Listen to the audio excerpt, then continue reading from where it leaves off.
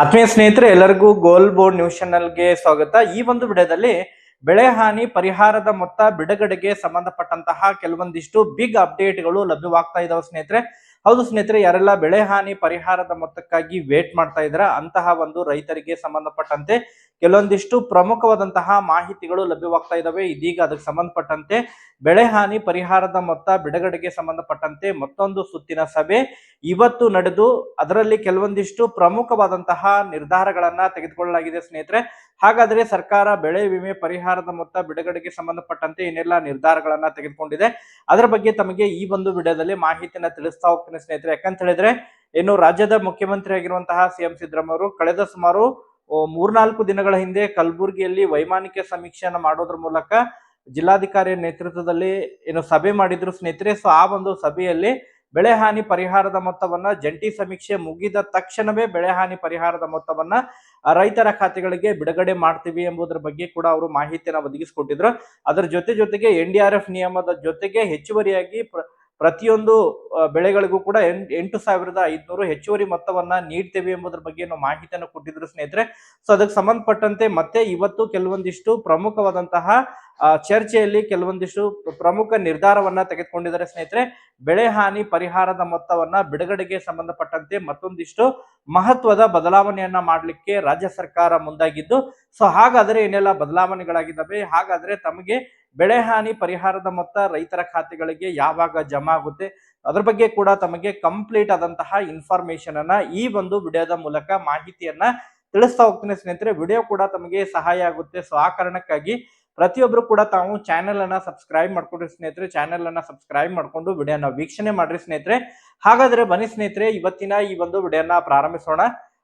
ಹೌದು ಸ್ನೇಹಿತರೆ, ಈಗಾಗಲೇ ಬೆಳೆ ಹಾನಿ ಪರಿಹಾರದ ಮೊತ್ತಕ್ಕಾಗಿ ವೇಟ್ ಮಾಡ್ತಾ ಇರುವಂತಹ ರಾಜ್ಯದ ರೈತರಿಗೆ ಗುಡ್ ನ್ಯೂಸ್ ಅಂತೇಳಿ ಹೇಳ್ಬೋದು ಸ್ನೇಹಿತರೆ. ಯಾಕಂತ ಹೇಳಿದ್ರೆ ಕಳೆದ ಸುಮಾರು 2-3 ತಿಂಗಳಿಂದನೂ ಕೂಡ ರಾಜ್ಯದಲ್ಲಿ ಬಿಟ್ಟು ಬಿಡದೆ ಸುರಿದಿರುವಂತಹ ಮಳೆಯಿಂದಾಗಿ ಈಗಾಗಲೇ ರಾಜ್ಯದ ಬಹುತೇಕ ಕಡೆ ಬೆಳೆ ಹಾನಿಗೆ ಒಳಗಾಗಿದೆ. ಅದರಲ್ಲೂ ಕೂಡ ಉತ್ತರ ಕರ್ನಾಟಕದ ಸುಮಾರು 10 ಜಿಲ್ಲೆಗಳಲ್ಲಿ ವ್ಯಾಪಕವಾಗಿ ಮಳೆಯಾಗಿರುವಂತಹ ಕಾರಣಕ್ಕಾಗಿ ಈಗಾಗಲೇ ವಾಡಿಕೆಗಿಂತ 95% ಹೆಚ್ಚು ಮಳೆಯಾಗಿರೋ ಬಗ್ಗೆ ಉತ್ತರ ಕರ್ನಾಟಕದ ಭಾಗದ ಸುಮಾರು 8 ಜಿಲ್ಲೆಗಳಲ್ಲಿ ವಾಡಿಕೆಗಿಂತನೂ ಕೂಡ 95% ಹೆಚ್ಚು ಮಳೆಯಾಗಿರುವಂತಹ ಕಾರಣಕ್ಕಾಗಿ ರೈತರು ಬೆಳೆದಿರುವಂತಹ ಬೆಳೆಗಳಲ್ಲಿ 90-95% ಬೆಳೆ ಹಾನಿಗೆ ಒಳಗಾಗಿರೋ ಬಗ್ಗೆ ಈಗಾಗಲೇ ಅಂದಾಜು ಮಾಡಲಾಗಿದೆ ಸ್ನೇಹಿತರೆ. ಈ ಹಿಂದೆ ಪ್ರಾಥಮಿಕ ಸಮೀಕ್ಷೆಯಲ್ಲಿ ಸುಮಾರು 8,80,000 ಕೃಷಿ ಜಮೀನನ್ನ ಒಳಗೊಂಡಿದ್ರೆ ಇನ್ನೂ ಕೂಡ ಸುಮಾರು ಒಂದು 40,000-50,000 ಹೆಕ್ಟೇರ್ ತೋಟಗಾರಿಕೆಯನ್ನ ಜಮೀನನ್ನ ಹಿಡ್ಕೊಂಡು ಸುಮಾರು 9 ಲಕ್ಷ ಹೆಕ್ಟೇರ್ ಬೆಳೆ ಹಾನಿಗೆ ಒಳಗಾಗಿದೆ ಎಂಬುದರ ಬಗ್ಗೆ ಪ್ರಾಥಮಿಕ ಸಮೀಕ್ಷೆ ಆಗಿತ್ತು ಸ್ನೇಹಿತರೆ.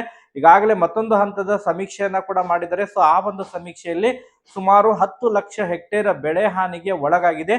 ಅದರಲ್ಲಿ ಬೆಳಗಾವಿ ಜಿಲ್ಲೆಯಲ್ಲಿ ಸುಮಾರು 80,000ಕ್ಕೂ ಅಧಿಕ ಜಮೀನು ಕೃಷಿ ಮತ್ತು ತೋಟಗಾರಿಕೆಯನ್ನ ಸೇರಿಸಿಕೊಂಡು ಸುಮಾರು ಬೆಳಗಾವಿಯಲ್ಲಿ ಅತಿ ಹೆಚ್ಚು ಬೆಳೆ ಹಾನಿಗೆ ಒಳಗಾಗಿದೆ. ಮತ್ತು ಅದ್ರ ಜೊತೆಗೆ ಕಲಬುರಗಿ ಜಿಲ್ಲೆ ಆಗಿರ್ಬೋದು, ಬೀದರ್ ಜಿಲ್ಲೆ ಆಗಿರ್ಬೋದು, ವಿಜಯಪುರ ಜಿಲ್ಲೆ ಆಗಿರ್ಬೋದು, ಕೋಲಾರ, ರಾಯಚೂರು, ಆಮೇಲೆ ಇನ್ನಿತರೆ ಜಿಲ್ಲೆಗಳಿಗೂ ಕೂಡ ಉತ್ತರ ಕರ್ನಾಟಕದ ಸುಮಾರು 8-10 ಜಿಲ್ಲೆಗಳಲ್ಲಿ ಅತಿ ಹೆಚ್ಚು ಮಳೆಯಾಗಿದೆ. ಗದಗ ಜಿಲ್ಲೆ ಕೂಡ ಇದರಲ್ಲಿ ಸೇರ್ಕೊಂಡಿದೆ ಸ್ನೇಹಿತರೆ. ಸೊ ಒಟ್ಟಾರೆಯಾಗಿ ರಾಜ್ಯದ ಪ್ರಮುಖ 10 ಜಿಲ್ಲೆಗಳಿಗೆ ಬೆಳೆ ಹಾನಿ ಪರಿಹಾರದ ಮೊತ್ತವನ್ನ ಈಗ ತುರ್ತಾಗಿ ಬಿಡುಗಡೆ ಮಾಡಲಿಕ್ಕೆ ರಾಜ್ಯ ಸರ್ಕಾರ ಮುಂದಾಗ್ತಾ ಇದೆ ಸ್ನೇಹಿತರೆ. ಈಗಾಗಲೇ ಈ ಹಿಂದೆನೂ ಕೂಡ ಸೂಚನೆಯನ್ನ ಕೊಟ್ಟಿದ್ರು. ಬೆಳೆ ಹಾನಿ ಪರಿಹಾರದ ಮೊತ್ತ ಬಿಡುಗಡೆಗೆ ಸಂಬಂಧಪಟ್ಟಂತೆ ಜಂಟಿಯಾಗಿ ರಾಜ್ಯದಲ್ಲಿ ಸಮೀಕ್ಷೆ ಕೂಡ ನಡೀತಾ ಇದೆ. ಸೊ ಸಮೀಕ್ಷೆ ಕೂಡ ಈಗಾಗಲೇ ಇವತ್ತು ಮುಕ್ತಾಯಗೊಂಡಿರೋ ಬಗ್ಗೆ ಮಾಹಿತಿಗಳು ಕೇಳಿಬರ್ತಾ ಇದೆ. ಉತ್ತರ ಕರ್ನಾಟಕದ ಏನು ಸುಮಾರು 8 ಜಿಲ್ಲೆಗಳಿದಾವ, ಆ 8 ಜಿಲ್ಲೆಗಳಲ್ಲಿ ಕೂಡ ಬೆಳೆ ಹಾನಿ ಪರಿಹಾರದ ಸಮೀಕ್ಷೆ ಇವತ್ತು ಮುಕ್ತಾಯಗೊಂಡಿದೆ ಸ್ನೇಹಿತರೆ. ವರದಿಯನ್ನು ಕೂಡ ಈಗಾಗಲೇ ರಾಜ್ಯ ಸರ್ಕಾರಕ್ಕೆ ಸಲ್ಲಿಸಿರೋ ಬಗ್ಗೆ ಕೂಡ ಮಾಹಿತಿಗಳು ಕೇಳಿಬರ್ತಾ ಇದಾವೆ. ಇನ್ನೂ ಕೂಡ ಸುಮಾರು 2 ಜಿಲ್ಲೆಗಳಿಗೆ ಬಾಕಿ ಉಳಿದಿದೆ ಎಂಬುದರ ಬಗ್ಗೆ ಮಾಹಿತಿಗಳು ಕೇಳಿಬರ್ತವೆ. ಅದರ ಜೊತೆಗೆ ಇನ್ನುಳಿದಂತಹ ರಾಜ್ಯದ ಬಹಳಷ್ಟು ಇನ್ನೂ ಬಾಕಿ ಉಳಿದಿರುವಂತಹ ಜಿಲ್ಲೆಗಳಿದಾವೆ. ಆದ್ರೆ ಈಗ ಸರ್ಕಾರ ಮಹತ್ವದ ನಿರ್ಧಾರವನ್ನ ತೆಗೆದುಕೊಂಡಿದೆ ಸ್ನೇಹಿತರೆ. ಉತ್ತರ ಕರ್ನಾಟಕ ಭಾಗದ ಜಿಲ್ಲೆಗಳಿಗೆ ಮೊದಲನೇ ಹಂತದಲ್ಲಿ ಈಗ ಯಾವೆಲ್ಲ ಜಿಲ್ಲೆಗಳ ಸಮೀಕ್ಷೆ ಮುಕ್ತಾಯಗೊಂಡಿದೆ ಆ ಒಂದು ಜಿಲ್ಲೆಗಳಿಗೆ ಬೆಳೆ ಹಾನಿ ಪರಿಹಾರದ ಮೊತ್ತವನ್ನ ತ್ವರಿತಗತಿಯಲ್ಲಿ ಅದನ್ನ ಬಿಡುಗಡೆ ಮಾಡಬೇಕು ಎಂಬುದರ ಬಗ್ಗೆ ಇವತ್ತು ನಡೆದಂತಹ ಸಭೆಯಲ್ಲಿ ತೀರ್ಮಾನವನ್ನ ತೆಗೆದುಕೊಂಡಿದ್ದಾರೆ ಸ್ನೇಹಿತರೆ. ಹೌದು ಸ್ನೇಹಿತರೆ, NDRF ಮಾರ್ಗಸೂಚಿಯ ಪ್ರಕಾರ ಏನು ನಿಯಮಗಳಿದಾವೆ, NDRF ನಿಯಮಗಳ ಪ್ರಕಾರ ಖುಷ್ಕಿ ಜಮೀನಿಗೆ 8,500, ಅದರ ಜೊತೆಗೆ ತೋಟಗಾರಿಕೆಗೆ ನೀರಾವರಿ ಜಮೀನಿಗೆ ಸುಮಾರು 17,000 ಇದೆ. ಅದ್ರ ಜೊತೆಗೆ ಪೆರಿನಿಯಲ್ ಕ್ರಾಪ್ಸ್ ಬಹುವಾರ್ಷಿಕ ಸಸ್ಯಗಳಿಗೆ ಸುಮಾರು 21,500 ಇದೆ. ಸೊ ಇದನ್ನ ಹೆಚ್ಚುವರಿಯಾಗಿ ಸರ್ಕಾರದ ವತಿಯಿಂದ ಈ ಮೊತ್ತದ ಜೊತೆಗೆ ಸರ್ಕಾರದ ವತಿಯಿಂದ ಪ್ರತಿಯೊಂದು ತಳಿಗಳಿಗೂ ಕೂಡ ಸುಮಾರು 8,500 ಹೆಚ್ಚುವರಿ ಮೊತ್ತವನ್ನ ನೀಡಲಿಕ್ಕೆ ಈಗ ರಾಜ್ಯ ಸರ್ಕಾರ ಮುಂದಾಗಿದೆ ಸ್ನೇಹಿತರೆ. ಸೊ ಇದರಿಂದ ಕೃಷಿ ಜಮೀನಿಗೆ ಪ್ರತಿ ಹೆಕ್ಟೇರ್ಗೆ 17,000 ಬೆಳೆ ಹಾನಿ ಪರಿಹಾರ ಜಮಾ ಆಗಲಿದೆ ಸ್ನೇಹಿತರೆ. ಅದರ ಜೊತೆಗೆ ನೀರಾವರಿ ಜಮೀನಿಗೆ ಸುಮಾರು 21,500 ಬೆಳೆ ಹಾನಿ ಪರಿಹಾರ ಜಮಾ ಆಗಲಿದೆ ಪ್ರತಿ ಹೆಕ್ಟೇರ್ಗೆ. ಅದರ ಜೊತೆಗೆ ಬಹುವಾರ್ಷಿಕ ಸಸ್ಯಗಳಿಗೆ ಬಹಳ ಪ್ರಮುಖವಾಗಿ 31,000 ರು ಬೆಳೆ ಹಾನಿ ಪರಿಹಾರದ ಮೊತ್ತ ಪ್ರತಿ ಹೆಕ್ಟೇರ್ಗೆ ಜಮಾ ಆಗಲಿದೆ ಎಂಬುದರ ಬಗ್ಗೆ ಈಗ ಮಾಹಿತಿಗಳು ಕೇಳ್ಬರ್ತಾ ಇದಾವೆ ಸ್ನೇಹಿತರೆ ಈಗಾಗಲೇ. ಸೊ ಅದಕ್ಕೆ ಸಂಬಂಧಪಟ್ಟಂತೆ ಇದೇ ಸೋಮವಾರದಿಂದ ಬೆಳೆ ಹಾನಿ ಪರಿಹಾರದ ಮೊತ್ತವನ್ನ ರೈತರ ಖಾತೆಗಳಿಗೆ ನೇರವಾಗಿ ಅದನ್ನ ಬಿಡುಗಡೆ ಮಾಡಲಿದ್ದಾರೆ. ಅದಕ್ಕೆ ಸಂಬಂಧಪಟ್ಟಂತೆ ವಿಶೇಷವಾದಂತಹ ಒಂದು ಈಗಾಗಲೇ ಸಭೆ ಕೂಡ ನಡೆದಿದೆ ಸ್ನೇಹಿತರೆ. ಅದಕ್ಕೆ ಸಂಬಂಧಪಟ್ಟಂತೆ ಇವತ್ತು ಕೂಡ ಕೆಲವೊಂದಿಷ್ಟು ಸಭೆ ನಡೆದು ಆದಷ್ಟು ಶೀಘ್ರದಲ್ಲಿ ಬೆಳೆ ಹಾನಿ ಪರಿಹಾರದ ಮೊತ್ತವನ್ನ ಬಿಡುಗಡೆ ಮಾಡಬೇಕು. ಅದರ ಜೊತೆಗೆ ಈಗಾಗಲೇ ಜಾನುವಾರುಗಳಿಗೆ ಸಂಬಂಧಪಟ್ಟಂತೆ ಕೂಡ ಪರಿಹಾರವನ್ನ ವಿತರಣೆ ಮಾಡ್ತಾ ಇದ್ದಾರೆ.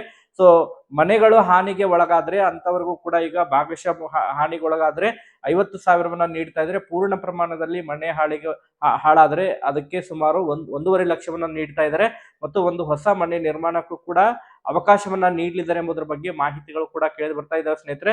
ಈಗಾಗಲೇ ಬೆಳೆ ಹಾನಿ ಪರಿಹಾರದ ಮೊತ್ತವನ್ನ ಬಿಡುಗಡೆಗೆ ಸಂಬಂಧಪಟ್ಟಂತೆ ಈಗ ಸೋಮವಾರದಂದು ಸುಮಾರು 8 ಜಿಲ್ಲೆಗಳಿಗೆ ಬೆಳೆ ಹಾನಿ ಪರಿಹಾರದ ಮೊತ್ತ ಜಮಾ ಆಗಲಿದೆ ಸ್ನೇಹಿತರೆ. ಸೊ ಹಾಗಾದ್ರೆ ಯಾವೆಲ್ಲ ಜಿಲ್ಲೆಗಳಿಗೆ ಮೊದಲು ಬೆಳೆ ಹಾನಿ ಪರಿಹಾರದ ಮೊತ್ತ ಜಮಾ ಆಗುತ್ತೆ ಅಂತ ಹೇಳಿದ್ರೆ, ಕಲಬುರಗಿ ಜಿಲ್ಲೆ ಆಗಿರ್ಬೋದು, ವಿಜಯಪುರ ಜಿಲ್ಲೆ ಆಗಿರ್ಬೋದು, ಅದರ ಜೊತೆಗೆ ಬೆಳಗಾವಿ ಜಿಲ್ಲೆ ಆಗಿರ್ಬೋದು ಸ್ನೇಹಿತರೆ, ರಾಯಚೂರು, ಕೋಲಾರ ಆಗಿರ್ಬೋದು, ಕೊಪ್ಪಳ ಆಗಿರ್ಬೋದು, ಗದಗ ಜಿಲ್ಲೆ ಆಗಿರ್ಬೋದು, ಹುಬ್ಬಳ್ಳಿ, ಧಾರವಾಡ ಆಗಿರ್ಬೋದು. ಸೊ ಸುಮಾರು ಒಂದು 8 ಜಿಲ್ಲೆಗಳಿಗೆ ಬೆಳೆ ಹಾನಿ ಪರಿಹಾರದ ಮೊತ್ತವನ್ನ ಬಿಡುಗಡೆ ಮಾಡಲಿದ್ದಾರೆ ಸ್ನೇಹಿತರೆ. ಬೀದರ್ ಜಿಲ್ಲೆಗೂ ಕೂಡ ಬೆಳೆ ಹಾನಿ ಪರಿಹಾರದ ಮೊತ್ತವನ್ನ ಹಂತವಾಗಿ ಈಗ ಬಿಡುಗಡೆ ಮಾಡಲಿದ್ದಾರೆ. ಈಗ ಮೊದಲು ಈ ಒಂದು 8 ಜಿಲ್ಲೆಗಳಿಗೆ ಬೆಳೆ ಹಾನಿ ಪರಿಹಾರದ ಮೊತ್ತವನ್ನ ರೈತರ ಖಾತೆಗಳಿಗೆ ನೇರವಾಗಿ DBT ಮೂಲಕ ಅದನ್ನ ಬಿಡುಗಡೆ ಮಾಡಲಿದ್ದಾರೆ ಸ್ನೇಹಿತರೆ. ಸೊ ಈಗಾಗಲೇ ಅರ್ಹ ರೈತರ ಪಟ್ಟಿ ಕೂಡ ತಂತ್ರಾಂಶದಲ್ಲಿ ಅಪ್ಡೇಟ್ ಅನ್ನ ಕೂಡ ಮಾಡಲಾಗಿದೆ ಸ್ನೇಹಿತರೆ. ಸೊ ಆ ಒಂದು ಲಿಂಕ್ ಅನ್ನು ಕೂಡ ಈ ಒಂದು ವಿಡಿಯೋದ ಡಿಸ್ಕ್ರಿಪ್ಷನ್ ಬಾಕ್ಸ್ ನಲ್ಲಿ ಹಾಕಿರ್ತೀನಿ. ಅಲ್ಲಿ ವಿಸಿಟ್ ಕೊಟ್ಟು ತಾವು ತಮ್ಮ ಒಂದು ಜಿಲ್ಲೆ, ತಾಲೂಕು ಮತ್ತು ಹೋಬಳಿಯನ್ನ ಸೆಲೆಕ್ಟ್ ಮಾಡಿಕೊಂಡು ತಮ್ಮ ಒಂದು ಹಳ್ಳಿಯನ್ನ ಸೆಲೆಕ್ಟ್ ಮಾಡಿದ್ರೆ ಅರ್ಹ ಫಲಾನುಭವಿಗಳ ಪಟ್ಟಿ ಕೂಡ ಸಿದ್ಧವಾಗುತ್ತೆ ಸ್ನೇಹಿತರೆ. ಸೊ ಆ ಒಂದು ಪಟ್ಟಿಯಲ್ಲಿರುವಂತಹ ರೈತರಿಗೆ ಬೆಳೆ ಹಾನಿ ಪರಿಹಾರದ ಮೊತ್ತವನ್ನ ಜಮಾ ಮಾಡಲಿದ್ದಾರೆ ಸ್ನೇಹಿತರೆ. ಸೊ ಒಟ್ಟಾರೆಯಾಗಿ ಇದೇ ಸೋಮವಾರದಿಂದ ರೈತರ ಖಾತೆಗಳಿಗೆ ನೇರವಾಗಿ ಬೆಳೆ ಹಾನಿ ಪರಿಹಾರದ ಮೊತ್ತ ಜಮಾ ಆಗಲಿದೆ ಸ್ನೇಹಿತರೆ. ಮೊದಲನೇ ಹಂತದಲ್ಲಿ ಸುಮಾರು 8 ಜಿಲ್ಲೆಗಳಿಗೆ ಈಗ ಹಣ ಜಮಾ ಆಗಲಿದೆ. ತದನಂತರ ಇನ್ನೂ ಕೂಡ ದಕ್ಷಿಣ ಕರ್ನಾಟಕದ ಭಾಗದಲ್ಲಿ ಮತ್ತೆ ಏನಾದ್ರು ಮಳೆ ಹಾನಿಗೆ ಒಳಗಾಗಿರುವಂತಹ ಜಿಲ್ಲೆಗಳಿದ್ರೆ ಅದನ್ನು ಕೂಡ ಬೆಳೆ ಹಾನಿಗೆ ಪರಿಹಾರವನ್ನ ಸೂಕ್ತವಾಗಿ ಅದರ ಬಗ್ಗೆ ಚರ್ಚೆಯನ್ನ ಮಾಡೋದ್ರ ಮೂಲಕ ಮುಂದಿನ ದಿನಗಳಲ್ಲಿ ಅದಕ್ಕೂ ಕೂಡ ಪರಿಹಾರವನ್ನ ನೀಡ್ತೀವಿ ಎಂಬುದರ ಬಗ್ಗೆ ಕೂಡ ಭರವಸೆಯನ್ನ ಕೊಟ್ಟಿದ್ದಾರೆ ಸ್ನೇಹಿತರೆ. ಸೊ ಒಟ್ಟಾರೆಯಾಗಿ ಈಗ ತುರ್ತಾಗಿ ಬೆಳೆ ಹಾನಿ ಪರಿಹಾರದ ಮೊತ್ತವನ್ನ ಉತ್ತರ ಕರ್ನಾಟಕದ ಸುಮಾರು 8 ಜಿಲ್ಲೆಗಳಿಗೆ ಈಗ ಇದೇ ಸೋಮವಾರದಿಂದ ರೈತರ ಖಾತೆಗಳಿಗೆ ಜಮಾ ಆಗಲಿದೆ ಸ್ನೇಹಿತರೆ. ಸೊ ವೇಟ್ ಮಾಡಿ, ಖಂಡಿತವಾಗ್ಲೂ ಕೂಡ ರೈತರ ಖಾತೆಗಳಿಗೆ ಬೆಳೆ ಹಾನಿ ಪರಿಹಾರದ ಮೊತ್ತ ನೇರವಾಗಿ ತಮ್ಮ ಒಂದು ಖಾತೆಗೆ ಹಣ ಜಮಾ ಆಗುತ್ತೆ ಸ್ನೇಹಿತರೆ. ಸೊ ರೈತರು ಫ್ರೂಟ್ ತಂತ್ರಾಂಶ ಮತ್ತು ತಮ್ಮ ಒಂದು ಆ ಪಹಣಿಗೆ ಆಧಾರ್ ಕಾರ್ಡ್ ಅನ್ನ ಕಂಪಲ್ಸರಿಯಾಗಿ ಲಿಂಕ್ ಮಾಡಿಸಿರ್ಬೇಕಾಗುತ್ತೆ ಸ್ನೇಹಿತರೆ. ಮತ್ತು ತಮ್ಮ ಒಂದು ಬ್ಯಾಂಕ್ ಖಾತೆಗೆ ಏನು KYC ಅನ್ನ ಮಾಡಿಸಿರ್ಬೇಕಾಗುತ್ತೆ, ಅಂದ್ರೆ ಮಾತ್ರ ತಮ್ಮ ಖಾತೆಗೆ ಹಣ ಜಮಾ ಆಗುತ್ತೆ. ಮತ್ತೆ ಇದಕ್ಕೆ ಸಂಬಂಧಪಟ್ಟಂತೆ ಅಪ್ಡೇಟ್ಗಳು ಲಭ್ಯವಾಯ್ತು ಅಂತ ಹೇಳಿದ್ರೆ ತಮಗೆ ಇನ್ಫಾರ್ಮೇಶನ್ ಕೂಡ ತಿಳಿಸ್ತಾ ಹೋಗ್ತೇನೆ. Thank you for watching this video.